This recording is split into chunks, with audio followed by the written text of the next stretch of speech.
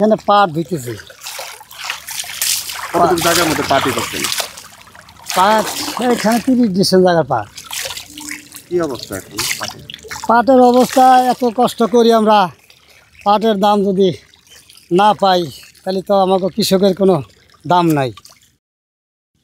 আমরা কৃষকের এমনি মূল্য নাই, আর কাজ কাম পারি না, এই কারণে এই কাজ করি। তাছাড়া আমার উপায় নাই। আমরা তো পারি না চাকরি করবার, ব্যবসায় বাণিজ্য করবার। আমরা বাপ মা এই শিখাইছে, এই করতেছি, আর কী করবো। পাট বলতে কি তেমন করি না, করতে হয় ওই সবই ক্ষেত করি। পাট ক্ষেত মনে করি যেখানে 10 পাখি করতাম সেখানে করি না, করি 2 পাখি এরকম। প্রচুর খরচ। মনে করেন যে 1 বিঘা পাট কাটছি, আমার মিনিমাম কামলাগো দিতে পরিদকে দিতে হয়েছে 15,000 টাকা। 14 থেকে 15,000 টাকা দেওয়া হয়েছে। আল্লাহ মাহবুব জানে কয় টাকা ওই বই কয় টাকা বিক্রি করুক। এটা আপনার বাস পাট হলো 9 থেকে 10 দিন, আর আপনার গাছ পাট হলো আপনার 20 থেকে 25 দিন এরকম।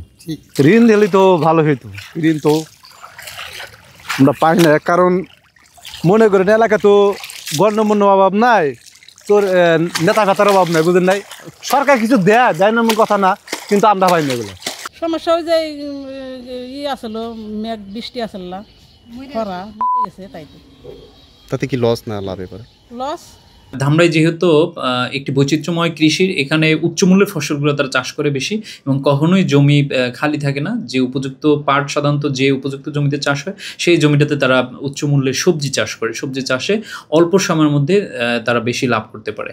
তো পাটের ক্ষেত্রে যেহেতু এবছরে দাম বাড়ছে, আমরা তথ্য পেয়েছি, এবং ইনশাল্লাহ আগামীতে পাট চাষ বৃদ্ধি পাবে। এক্ষেত্রে বিশেষ করে যে উন্নত মানের বীজ, সেই বীজ উৎপাদনের জন্য চাষিদেরকে আরও ওতপ্রোতভাবে তাদেরকে প্রশিক্ষণ দেওয়া দরকার।